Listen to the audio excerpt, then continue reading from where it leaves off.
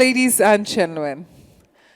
It's indeed a pleasure and honor that we have with us for our keynote address our speaker here.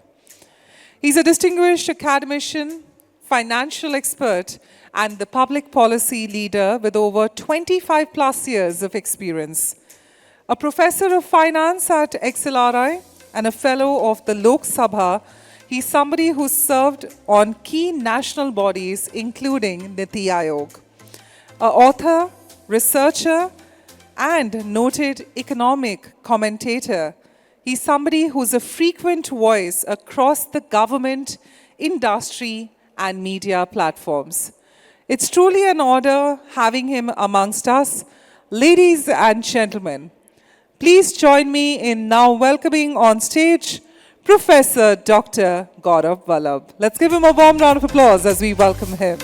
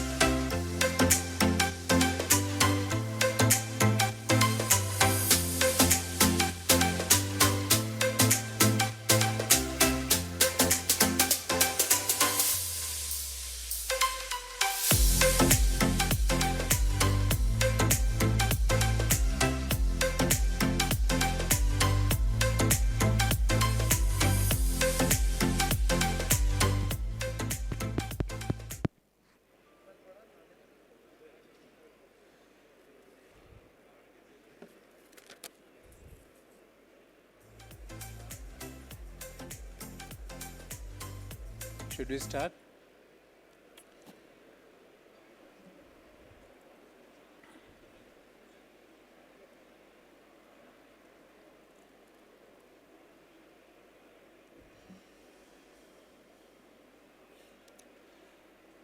Mr. Robert Vallabh, the chairman of the California Walnuts Commission. Mr. Gunjan Jain, the president of Nuts and Dry Fruits Council of the India. My good friend, with whom my association is for last 3 generations, Mr. Sunil Sharma ji. Policymakers, farmers, industry leaders, and who's who of the nuts industry of India and abroad. I welcome you all in this MEWA India 2026 annual conference, meeting, symposium, discussion, because one word is not enough. A lot of activities are happening here. So I welcome you all and namaskar to all of you.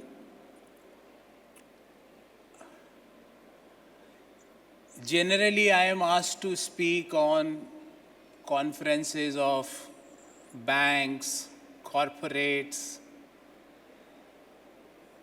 and I can admit in front of you that this industry or this kind of conference, before coming here, I was not expecting that at this level the things will be happening in the nuts and dry fruit industry of the country. Because the prima facie thought of this industry is that this is highly unstructured, unorganized. This is the thought.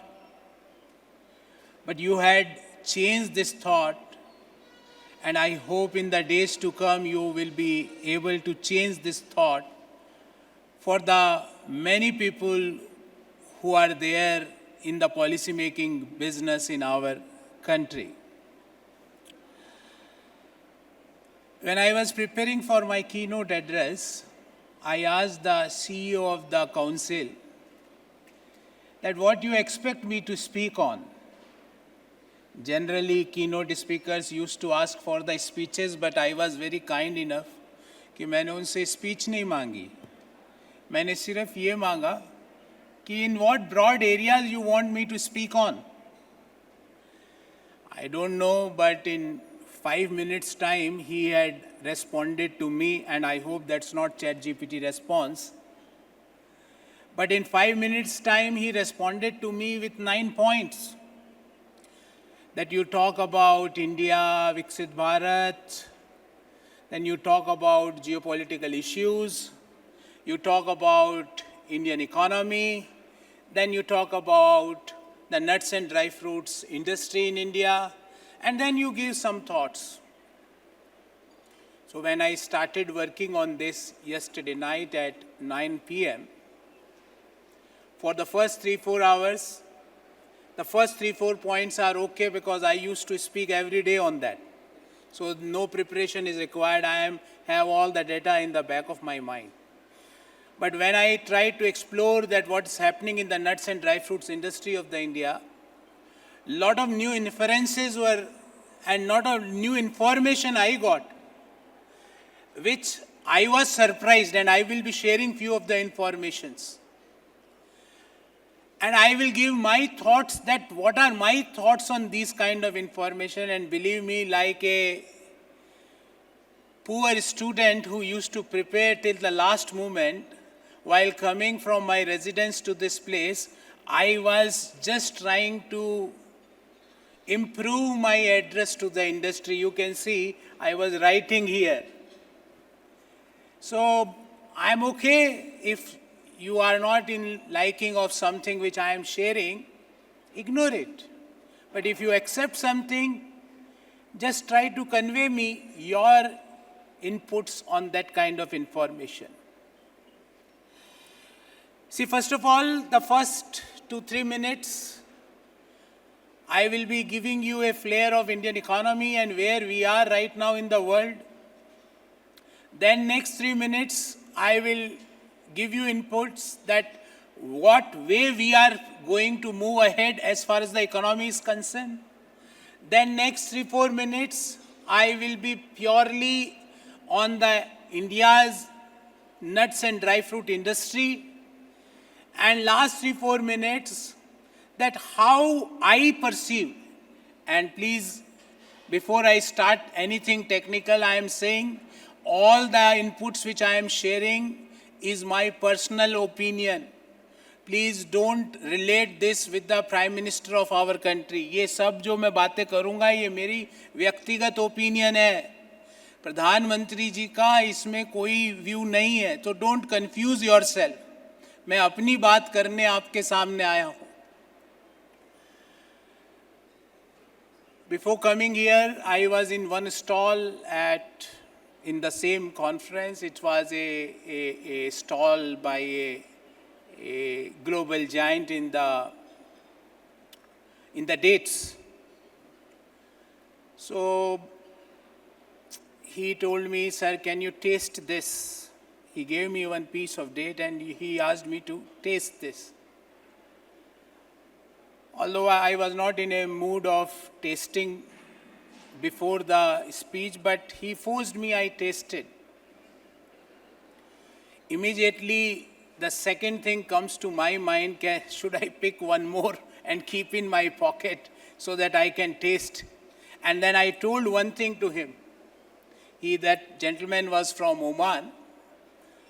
And that statement I believe in, that if any global company or if any country of the world not doing business in India, then 25% market of the world is gone. So, whether you like it or not, we have 18% of world's population living in our country. And with the living standards improvement and with the improvement in the per capita income, naturally, the biggest beneficiary will be the nuts and dry fruit industry. More the per capita income, more will be the per capita cashew consumption, more will be the per capita almond or the pistachio consumption, more will be the per capita dates consumption. It's as simple as this. And that I am observing this in last few years, that how the consumption pattern of these dry fruits are changing. I fondly remember in my childhood days, whenever we used to go to someone's house, rich, affluent people, not people of my economic status or my dad's economic status, they used to offer cashew, almonds, pistachio. Now even people and families of my standards are also offering this. That shows the aspiration, that shows the improvement in the consumption, and that shows the strength of the Indian economy. In 2004, as far as the size of the GDP is concerned, we were the 11th largest economy of the world. 2003 के अंत में हम दुनिया की 11वें number की अर्थव्यवस्था थे size में, और 2013 के अंत में भी हम 11वें ही थे. What I mean by this data? That we were 11th largest economy in 2003. We were the 11th largest economy in 2013. What I mean by this data? That Indian economy was growing at the same rate on an average at which the global economy was growing. हम उस growth से grow कर रहे थे जितनी average world grow कर रहा था. In 2014, we were 11th largest, and right now we are the 4th largest economy of the world. And next year, when MEWA India 2027 conference will be there, we will be the 3rd largest economy of the world. Without any discussion, without any doubt, we can say. So it means what is the growth of Indian economy and what is the growth of global economy? Indian economy is growing more or less double the rate of the average growth rate of the global economies. I will give you one data. In 2025, and I'm talking about calendar year 2025, as per United Nations, Indian economy's growth was at 7.4%. And in contrast to this, China had grown at 4.9%, EU had grown at 1.5%, United States at 1.9%, South Asian countries at 5.9%. So there is no economy in the world as far as large economy is concerned who is expected to grow at 7+ growth. मतलब 7% से ज़्यादा ना तो कोई बड़ी economy grow कर रही है, ना एक्सपेक्टेड है कि कोई बड़ी इकोनॉमी ग्रो कर सकती है. So 7+% of GDP growth with 3.5% of inflation. जब 7% की GDP ग्रोथ है और 3.5% की महंगाई है, तो क्या होगा? काजू ही खाएगा आदमी, बादाम ही खाएगा, किशमिश ही लेके आएगा.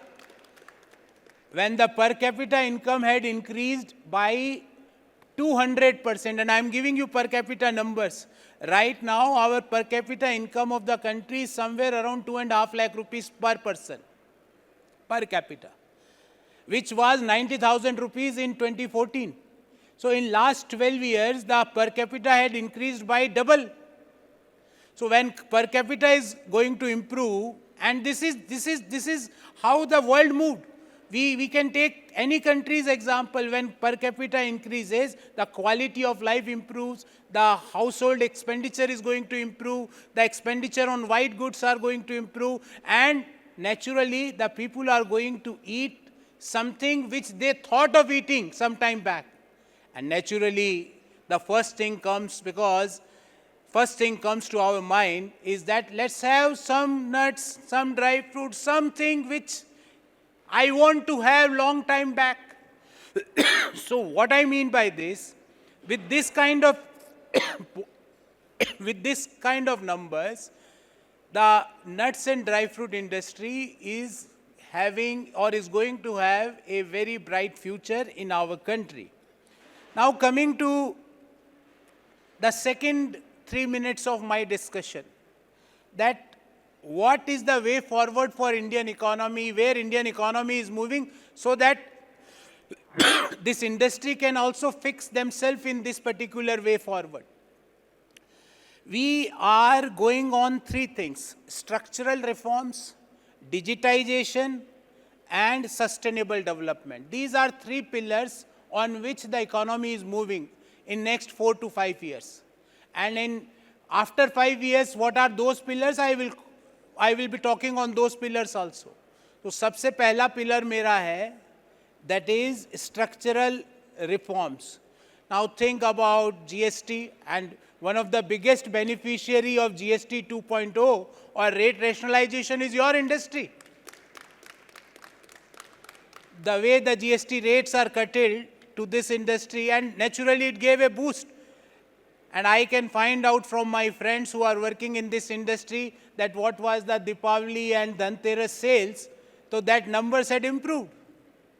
So structural reforms are going on, especially now coming to the people who are doing business in this sector. Government is extremely thoughtful on 3Ls reforms: land, labor, and legal. Labor reforms, already the labor codes are out. Land reforms, government is very serious about that. The deregulation and ease of doing business 3.0 is already in the mindset of the government right now.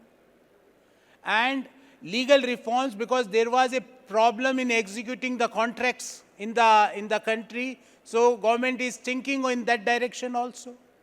So with these kind of structural reforms, whether in the form of GST, IBC, ease of doing business 3.0, deregulations, the Indian economy is going to have many such structural reforms in the days to come, at least in next 5 years. Then coming to the digital infrastructure. And digital infrastructure is going to help you people for increase your sales.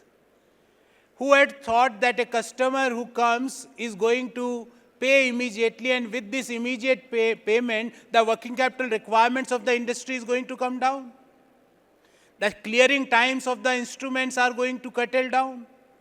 So with this kind of digital infrastructure, UPI in place, and by the way, UPI is used for 30 plus countries of the world.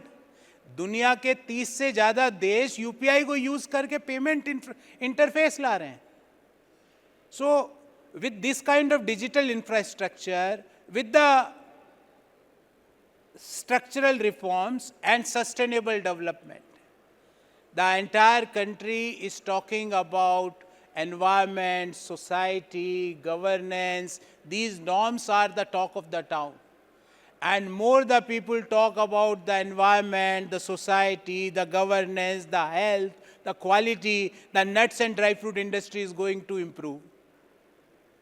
So your industry is going to have a direct benefit in the next 5 years' time, because government is moving on the pillars which are going to directly help this kind of industry.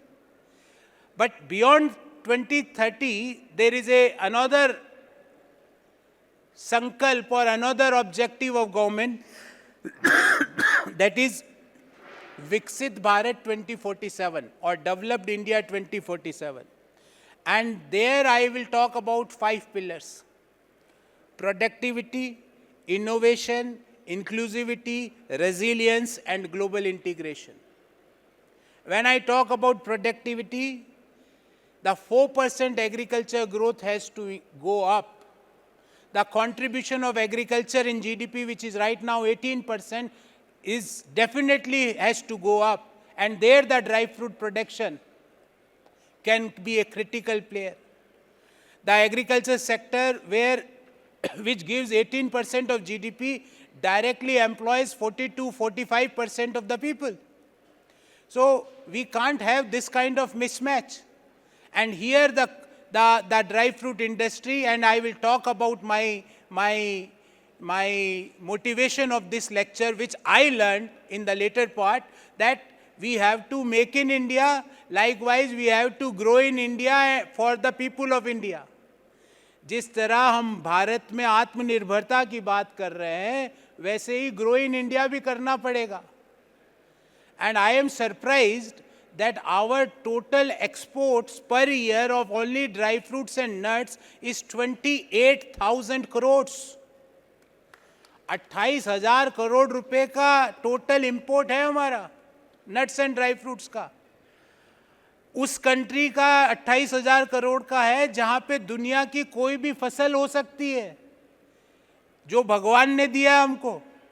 But in spite of that, we have 28,000 crore rupees of imports.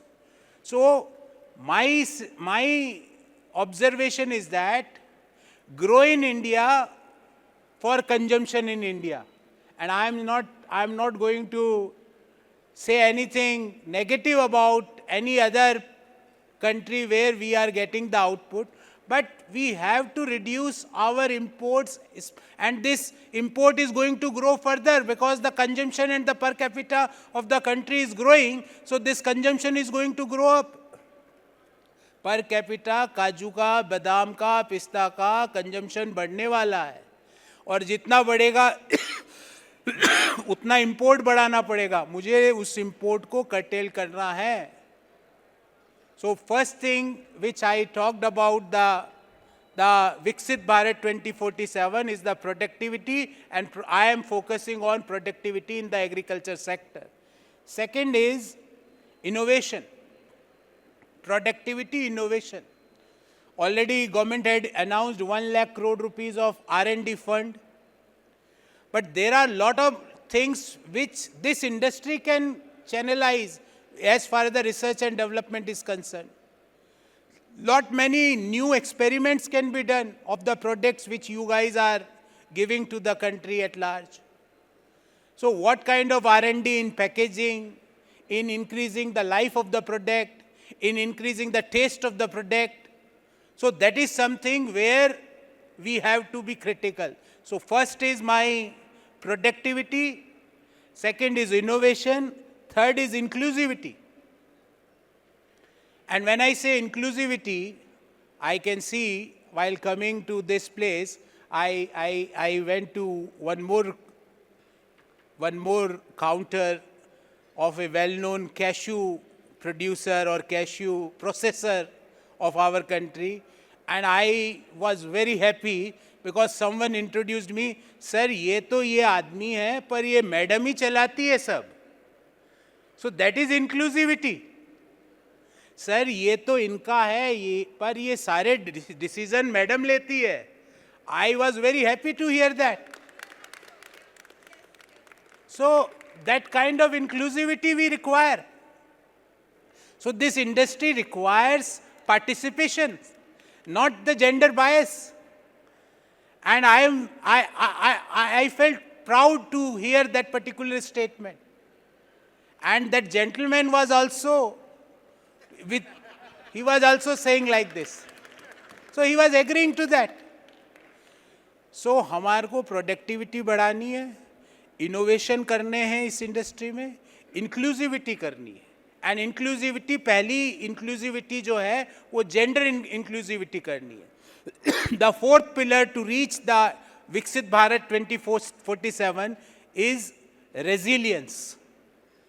I have to be resilient as far as this industry is concerned. Resilience from the climate, resilience from the supply chain disruptions, resilience from the geopolitical issues which are happening. Every day in the evening something new comes out. We have to make this industry resilient, and how to be resilient, I will share my inputs in the later part of my discussion. And last is global integration. The government is taking the global integration. Already lot of FTAs were signed with many countries, including UK, including CEPA with UAE, the FTA with the Oman, and there is a big FTAs which is in pipeline, and we are expecting that to be signed very soon with the EU. So the industry is going to be benefited with these kind of FTAs. When CEPA was signed with UAE, the industry had a direct positive impact. With FTA with Oman, the business and the supply chain disruptions are going to be curtailed, are going to be removed. So when I say about Viksit Bharat 5 pillars, productivity, innovation, inclusivity, resilience, and global integration, by this, we are going to become $10 trillion economy by 2032, and definitely we are going to increase the share of the agriculture in our total GDP. Now, one by one, I will give you about industry-specific discussions. 27,000 crore का import, कोई दूसरा देश हो तो दोषों की GDP होती है इस साइज की. छोटे छोटे देश जो अफ्रीका के हैं उनकी जीडीपी है 27,000 करोड़ की, जितने के काजू बादाम खा जाते हैं हम एक साल में. So what to do in that? And I will be little bit categoric, but I am sharing my thoughts with you. Imagine almonds from Rajasthan instead of California. Imagine walnuts from Himachal instead of Afghanistan. Imagine pistachios from Gujarat instead of Iran.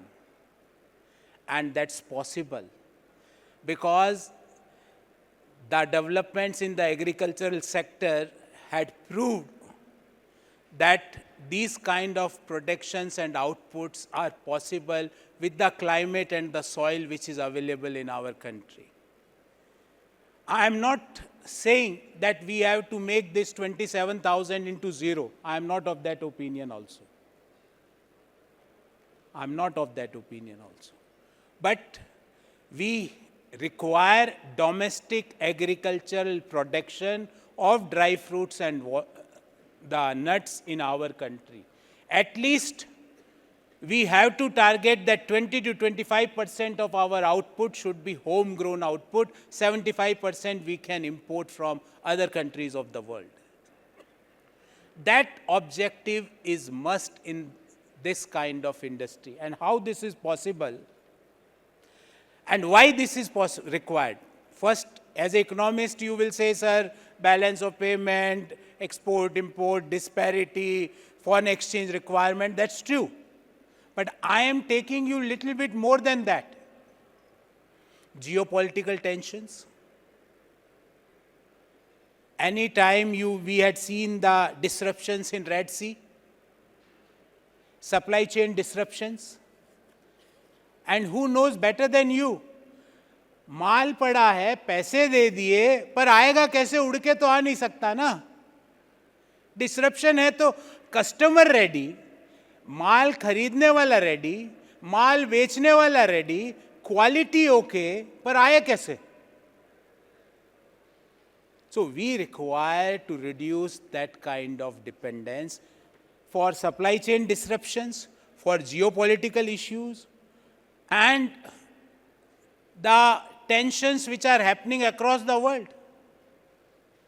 I don't want to enter into that debate because neither I am a strategic affairs expert nor I am supposed to speak on those issues. But there is a tension that we have to accept. There is a geopolitical tensions. And it is not between X and Y and A and B country. It is amongst various groups also. So we require at least a threshold quantity of nuts and dry fruits to be grown in India. And how that is possible? That is possible by three-pronged strategy. And I am giving my three-pronged strategy. FTAs are there. But the first thing is that whatever NCCDs are there with us, the National Center for Cold Chain Developments, these NCCDs should have strategic stockpiles with us. A minimum level of requirement should be there with these cold chains. The second, to hedge the foreign exchange risk, we should have a rupee trade agreements with the seller and buyer. And with this kind of consumption, with this kind of the size of economy, it's not that always we have to pay in foreign currency. We can pay in our domestic currencies and we can enforce our contracts in our domestic currencies. And the last, the strategy which comes to my mind, that we should have export-import mirroring policy with the countries. When I say export-import mirroring policy, कि भाई चावल ले ले, बादाम दे दे. चावल तो देता हूँ यूं मैं, बासमती पूरा अमेरिका खा रहा है, दे दे भाई बादाम दे दे. So I have that kind of policies with me. गेहूं ले ले, अखरोट दे दे, तिल ले ले, pistachio they they. So we require export-import mirroring policy. And to boost the domestic produce, future plans include agri-linked incentives. And to produce these walnuts in our country, we require a simple plan, and that is plan by FPOs. There is no other possibility possible.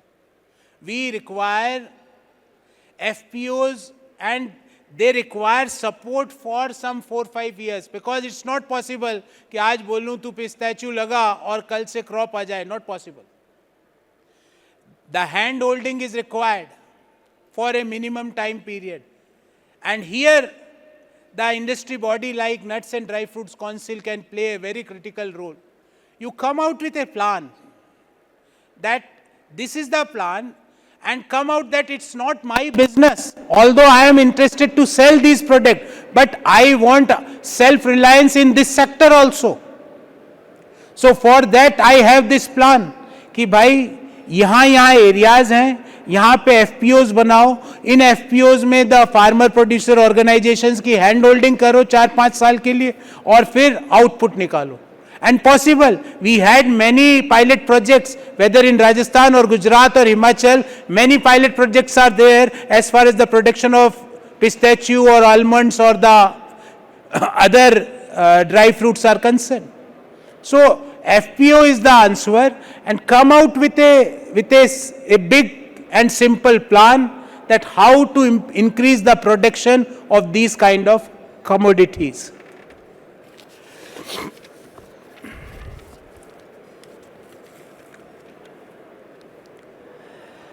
And now whatever I am saying, again I am telling you, it is Professor Gourav Vallabh's personal opinion. Please don't quote with opinion of the Honorable Prime Minister. I think this council should demand a dedicated nuts fund from the government. And that nuts fund should be used for FPO development, number one, for targeting that at least 30% or 25% of my consumption I am going to grow in India. This nuts fund should be used for research in the packaging, processing, taste, longevity, and many other things, whatever is appropriate for the industry. This fund should be used for developing cold chains so that strategic stockpile should be always there with us as far as the consumption of the country is concerned. So first thing which should come to my mind, that there should be a dedicated fund. And the second, the people who are growing these kind of commodities should receive the interest subventions. The farmers who are growing these kind of commodities or products should get the interest subventions. Interest subventions, when I was reading a lot about delivering this talk, a very unique example came to my mind from my own state, that is Rajasthan. And in Rajasthan, a pilot project is done in Jhalawad, where a 20% income of the farmers got increased via pecan rice rotation program. So these kind of pilot projects can be initiated in other parts of the countries. While coming here, the chairman of the council was discussing that with me during when I was coming, that what's the role of agriculture industry, what's the role of agri-processing industry, where finance ministry comes into play, what's the commerce ministry, and he is very specific to his industry. He was aware of roles of those ministries, but he was very specific to his industry. Unfortunately, your business comes under ambit of 4-5 industries, ministries. So that's good also, and sometimes bad also. From agriculture to agriculture processing, payment in dollar, export, import, commerce, planning strategy, Niti Aayog, finance ministry, balance of payment issues. So multiple industries are going to affect. That's sometimes good also. So there is a no concept for nuts and dry fruits as a nodal ministry, because there are many ministries which are like nodal ministries. So I would like to close my statement with you all. In closing, I will say dry fruits and nuts are not just snacks. They are symbol of developing India, Viksit Bharat. More the consumption, more the development. Nutritious, exportable, and self-reliant. Let's commit as a conclusion that whatever we are eating in India, we should grow part in India. जितना उपभोग कर रहे हैं उसका 1/4 तो यहाँ पैदा करें. Together we can turn our imports into investments, our fields into fortunes, and let us dream that in MEWA India 2030 we will be proudly saying that 10% of the output of nuts and dry fruits are today grown in India, and that is possible with the advancement in the agriculture. बहुत बहुत धन्यवाद. Jai Hind. All the best. Thank you very much for giving me this opportunity. I thank the CEO of the council, Colonel Saab. Thank you very much. Sunil ji, thank you very much. And I know many of you. So thanks a lot for inviting me. I tried to give you my inferences about this growing industry, a industry which is similar or which is a measurement of the prosperity in the society. Let's have more kajus and more badams and more pistas so that we should have more vikas. Thank you very much.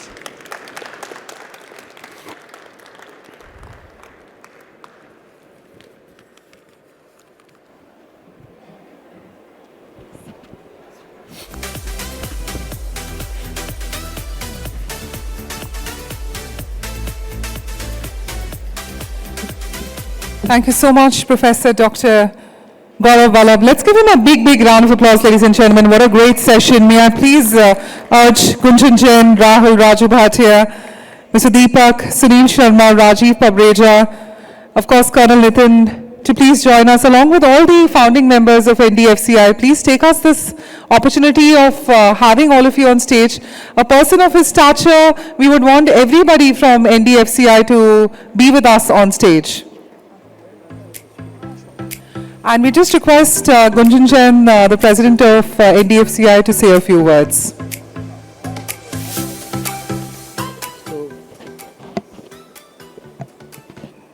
I think, good afternoon everybody, and Gourav ji, on behalf of the whole nuts and dried fruit industry, I think today can be a landmark day.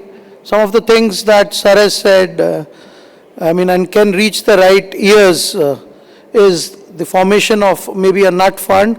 And as he said, that India has a potential because the way India will grow as a market. So, and the whole idea from even the government side is that we need to be more, we need to grow in India, but we'll still want 75% coming in.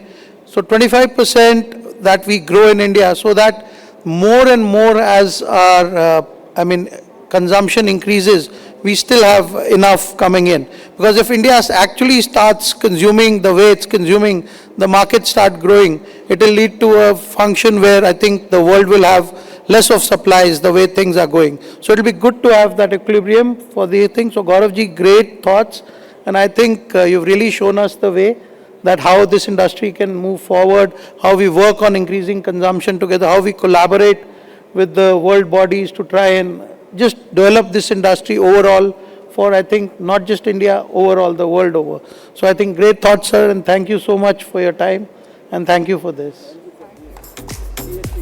And special thank you for the GST, because I think this was the first discussion we had on how to go, where to do, which doors to knock to actually get the GST where it had to go. So that was the first meeting we had with Gourav ji that led to that. I think he was advising the Prime Minister, but he was also helping us. So thank you. Well, with that, if I may request Gunjan Jain and Raju Bhatia to please first give the memento to our dignitary. May I also request the lady leadership at NDFCI, the women behind who have been always so prominent in the space. Let's please call all of them with a big, big round of applause. Ladies and gentlemen, let's give them a big round of applause as we welcome all the wonderful ladies who have been driving the business. And may I please urge you all to join us in the frame. Can I request the media team to step aside, allow us the opportunity of inviting everyone on stage. Sure. And for the shawl, if I may request Deepak and Rahul ji to please present the shawl to Professor Dr. Gourav Vallabh.